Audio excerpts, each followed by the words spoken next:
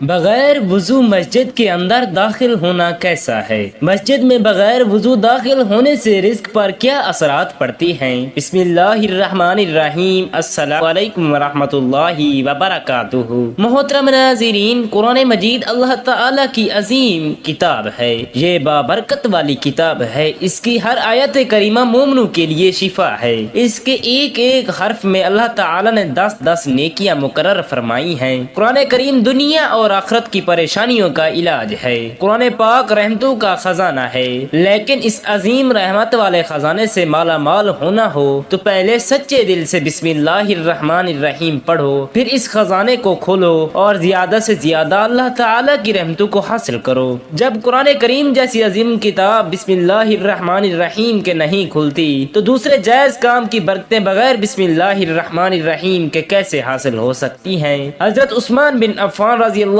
تعالی عنہ نے رسول اللہ صلی اللہ علیہ وسلم سے بسم اللہ کی نسبت سوال کیا تو حضور نبی کریم صلی اللہ علیہ وسلم نے فرمایا، یہ اللہ تعالی کا نام ہے، اللہ تعالی کے بڑے ناموں اور اس میں اس قدر نزدیکی ہے جیسے آنکھ کی سیاہی اور سفیدی میں۔ حضرت جابر رضی اللہ تعالی عنہ فرماتی ہیں، جب یہ آیت مبارکہ بسم اللہ الرحمن الرحیم اتری، بادل مشرق کی طرف چھٹ گئے، ہوائیں ساکن ہو گئیں، سمندر ٹھہر گیا، جانوروں نے کان لگا لیے، شیاطین پر آسمان سے شعلے گرے، اور پروردگار عالم نے اپنی عزت و جلال کی قسم کھا کر فرمایا کہ جس چیز پر میرا یہ نام لیا جائے گا اس میں ضرور برکت ہوگی۔ حضرت ابن مسعود رضی اللہ تعالی عنہ فرماتے ہیں کہ جہنم کے 19 دروازوں سے جو بچنا چاہتے ہیں تو بسم اللہ الرحمن الرحیم پڑھو، اس کے بھی 19 حروف ہیں، ہر دروازے سے بچاؤ بن جائے گا۔ اسے ابن عطیہ نے بیان کیا ہے۔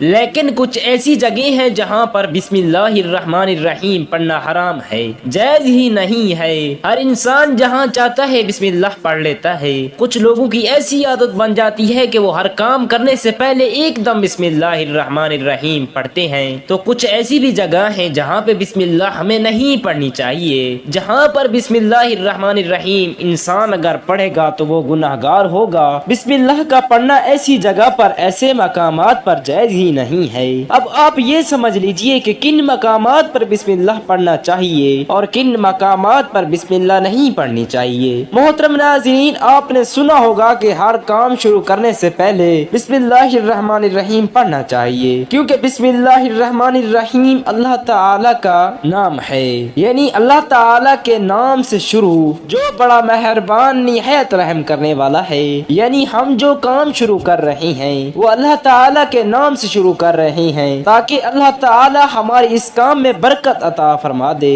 اور بسم اللہ پڑھنے کے فائدے بھی بہت زیادہ ہوتی ہیں کہ اگر کوئی انسان کسی کام کو بسم اللہ پڑھ کر کرتا ہے تو اللہ تبارک و تعالی اس کے اس کام میں برکت عطا فرماتا ہے، اور یہ سنت بھی ہے۔ حضور نبی کریم صلی اللہ علیہ وسلم نے بہت سارے مقامات پر ہمیں بسم اللہ الرحمن الرحیم پڑھنے کی تاکید فرمائی ہے، اور حضور صلی اللہ علیہ وسلم نے بسم اللہ الرحمن الرحیم پڑھنے کا حکم دیا ہے۔ اب اگر آپ کوئی کام شروع کر رہے ہیں، اس نے ایک کام شروع کرنے سے پہلے بسم اللہ الرحمن الرحیم اگر آپ پڑھ لیں گے تو آپ کی سنت بھی ادا ہو جائے گی، اور اس پر آپ کو اجر و ثواب بھی ملے گا، اور اس کی برکتیں بھی آپ کو ملیں گی۔ اگر آپ نے کسی نیک کام شروع کرنے سے پہلے بسم اللہ پڑھ لیا تو پھر انشاءاللہ اس میں آپ کا نقصان نہیں ہوگا، اللہ تعالی خود آپ کا حامی و مددگار اور ناصر بن جائے گا، کیونکہ آپ نے اپنے کام کو اللہ تعالی کے نام سے شروع کیا ہے کہ ہمارا کام تک کرنا، اور بندہ کیا کرتا ہے اور اس کے بس میں ہوتا کیا ہے۔ بندہ تو اسباب اختیار کرتا ہے، اور بندہ کر بھی کیا سکتا ہے۔ بندے کی ذمہ صرف اسباب کا اختیار کرنا ہے کہ آپ کسی کام کو کرنے سے پہلے سبب اختیار کریں کہ ہمیں یہ کام کرنا ہے، باقی اللہ تعالی کے سپرد کریں، آپ اپنے کام کو کریں، باقی جو آپ کا کام ہے وہ اللہ تبارک و تعالی کے سپرد کریں۔ ایک مرتبہ ایک صحابی آئے، آ کر عرض کیا، یا رسول اللہ صلی اللہ علیہ وسلم، میں پریشان ہوں، ہمارے اونٹ کہیں کھو گئے ہیں۔ تو آپ صلی اللہ علیہ وسلم نے ان کو فرمایا کہ اللہ تعالی پہ بھروسہ کرو، اور اللہ تعالی پہ بھروسہ ہی اصل چیز ہے۔ یہ وہ لوگ ہیں کہ میں نے اللہ تعالی پر بھروسہ کر لیا، اللہ پاک کافی بہترین کارساز ہے۔ تو کچھ صحابہ کرام رضوان اللہ علیہم اجمعین نے عرض کی، یا رسول اللہ صلی اللہ علیہ وسلم، ہمیں اللہ تعالی تعالیٰ کی ذات پر بھروسہ ہے. کیا ہم اپنے اونٹوں کو ایسے ہی چھوڑ دیں؟ اگر ہماری قسمت میں ہوں گے تو ہمارے اونٹ واپس آ جائیں گے، اور مقدر میں نہیں ہوں گے تو چلے جائیں گے. ہمیں اللہ تعالیٰ کی ذات پر بھروسہ ہے. تو حضور صلی اللہ علیہ وسلم نے فرمایا کہ نہیں، پہلے اپنے اونٹ کو باندھو، پھر اللہ تعالیٰ کی ذات پر بھروسہ کرو. یعنی ہمارے ذمے جو کام ہے وہ ہمارے اوپر کرنا لازم ہے. اسباب کا انکار کرنے والا جاہل ہوتا ہے. اسباب کا انسان انکار نہیں کر سکتا کہ نہیں ہم تو ہاتھ رکھ کے بیٹھ جائیں گے، اللہ تعالیٰ رزق لائے گا کیونکہ وہ رازق ہے، وہ ہمیں کھلائے گا. لیکن آپ اپنی محنت کیجئے، آپ اسباب اختیار کیجئے، پھر اللہ تعالیٰ کی ذات پر چھوڑ دو.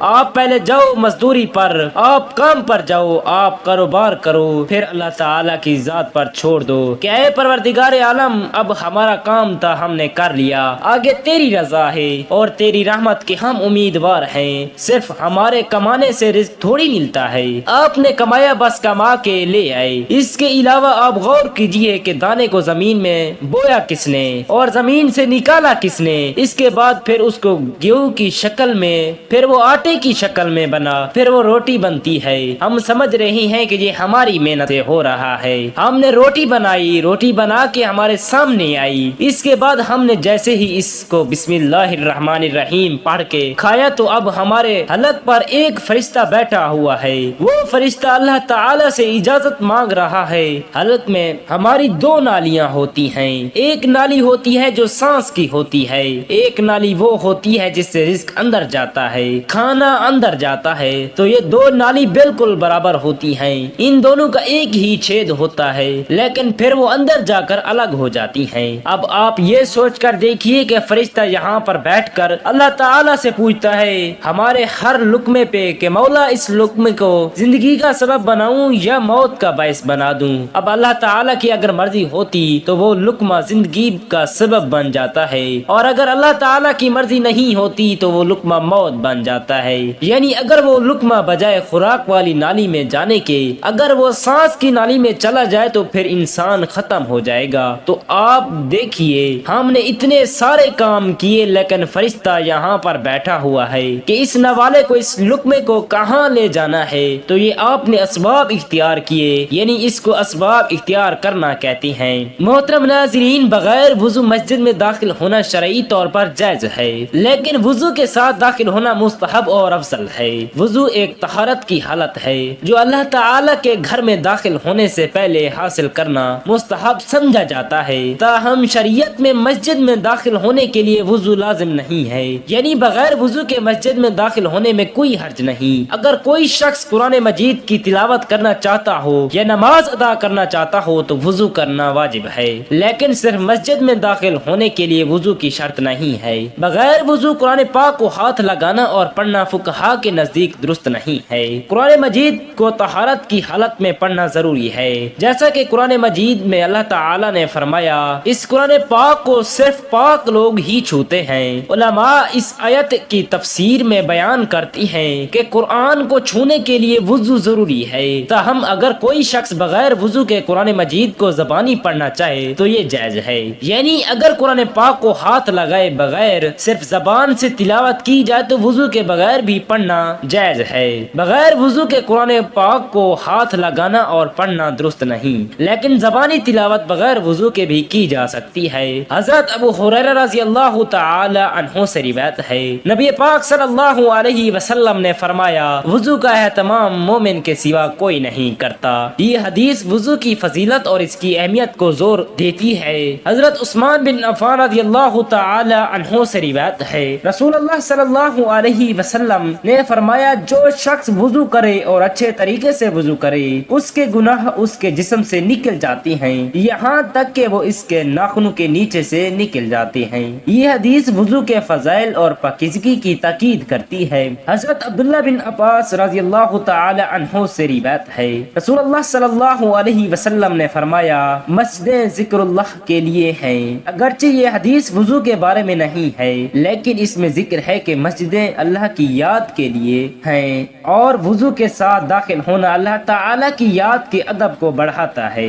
حضرت عائشہ صدیقہ رضی اللہ تعالی عنہما سے روایت ہے، نبی پاک صلی اللہ علیہ وسلم نے فرمایا وضو کے بغیر نماز نہیں ہوتی اور نماز کے بغیر ایمان نہیں ہوتا۔ اگرچہ یہ حدیث وضو کے بغیر نماز کی عدم قبولیت پر ہے، لیکن وضو کی اہمیت کو واضح کرتی ہے۔ اللہ تبارک و تعالی پر چھوڑ دیا تو نیک کام شروع کر رہے ہیں، کھانا کھا رہے ہیں تو ہمیں بسم اللہ پڑھنے کی تاکید کی گئی ہے، لیکن بہت سارے لوگ ایسے ہوتے ہیں کہ کچھ حرام کام کرتے ہیں۔ جیسے مثال کے طور پر اگر کوئی انسان جوا کھیل رہا ہے تو اس میں بسم اللہ کا پڑھنا حرام ہے۔ یہ اللہ تعالیٰ کے نام سے شروع۔ اللہ تعالیٰ نے کب کہا تھا کہ آپ جوا کھیلو؟ جا کر اللہ تعالیٰ نے کب کہا تھا کہ آپ شراب بیچو؟ جا کر اللہ تعالیٰ نے کب کہا تھا کہ آپ جھوٹ فریب مکر کرو؟ جا کر اللہ تعالیٰ نے تو کہا ہی نہیں۔ ایک شخص نے بڑی عالی شان منزل بنوائی اور اس پر لکھا جامن فضل ربی، اور شیطان نیچے بیٹھا رو رہا ہے۔ تو لوگوں نے پوچھا تو کیوں رو رہا ہے؟ تو اس نے کہا کہ دیکھو میں نے اس سے جھوٹ بلوایا، فراڈ کروایا، ہم نے اس کی بلڈنگ فراڈ کر کے بنوائی اور یہ لکھ رہا ہے یہ میرے رب کا فضل ہے۔ اللہ تعالیٰ نے کہاں کہا تھا کہ جھوٹ بولو؟ اللہ تعالیٰ نے کہاں کہا تھا کہ ڈھونگ کرنا؟ اللہ تعالیٰ نے کہاں کہا تھا کہ فراڈ کرنا؟ تو مقصد صرف یہ ہے کہ شیطان تو ہر طرح سے انسان کو بہکاتا ہے، تو اس لیے حرام کاموں سے پہلے ہمیں بسم اللہ ہرگز نہیں پڑھنی چاہیے۔ ہمیں ہر کام شروع کرنے سے پہلے بسم اللہ الرحمن الرحیم پڑھنا چاہیے۔ ہمیں احتیاط رکھنی چاہیے کہ جب ہم باتھ روم کے اندر داخل ہو چکے ہوں، نہانا سے قبل بسم اللہ نہ پڑھیں۔ باتھ روم میں جانے سے پہلے ہم بسم اللہ الرحمن الرحیم، اور باتھ روم کے نکلنے کے بعد جب کپڑے پہنے تو بسم اللہ الرحمن الرحیم پڑھیں۔ اور کوئی انسان کاروبار کرتا ہے، اب اس نے جھوٹ بولا اور پھر اس کے بعد پیسے لیتے وقت بسم اللہ الرحمن الرحیم پڑھا، تو ایسی جگہوں پر جہاں پر حرام کام کوئی بندہ کرتا ہے تو وہاں پر بسم اللہ الرحمن الرحیم نہیں پڑھنا چاہیے، کیونکہ اللہ تبارک و تعالی نے آپ کو دنیا میں چھوٹ دے رکھی ہے کہ جیسا کرو گے ویسا بھرو گے۔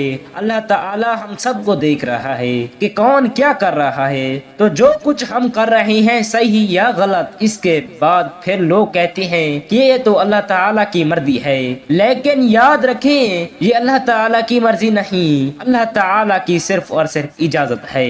اللہ تعالیٰ نے آپ کو اجازت دی ہوئی ہے، بس اللہ تعالیٰ نے چھوٹ دی ہوئی ہے کہ کر لو دنیا میں جیسا کرنا ہے۔ اللہ تعالیٰ ظالم کو ڈھیل دیتا ہے لیکن جب پکڑتا ہے تو چھوڑتا نہیں ہے۔ اللہ تعالیٰ کی پکڑ بہت سخت ہے، تو دنیا میں اللہ تعالیٰ دیکھ رہا ہے۔ یہ مرضی نہیں ہے اللہ تعالیٰ کی کہ آپ گناہ کرو، لیکن اللہ تعالیٰ نے بس اجازت دی ہوئی ہے کہ آپ کر لو، دیکھیں گے کہ کتنا کرو گے۔ ایک دن آؤ گے میرے پاس، جب آؤ گے تو تب ہم فیصلہ کریں گے۔ مالک یوم الدین، انصاف کے دن کا حاکم، تو اللہ تعالیٰ کو سمجھیے گا، اور ہمیں یہ سمجھنا چاہیے کہ کون سے کام ہمیں کب کرنے چاہیے، کب نہیں کرنے چاہیے۔ جو سنت رسول اللہ صلی اللہ علیہ وسلم پر ہم عمل کریں گے تو اللہ تعالی ہمیں کامیاب کر دے گا، دنیا میں بھی اور آخرت میں بھی انشاءاللہ۔ اللہ تعالی ہمیں بہت احترام کرنے کی توفیق عطا فرمائے، اور ہمارے والدین کا سایہ ہمارے سر پر قائم فرمائے، اور ہمارا خاتمہ بالخیر فرمائے،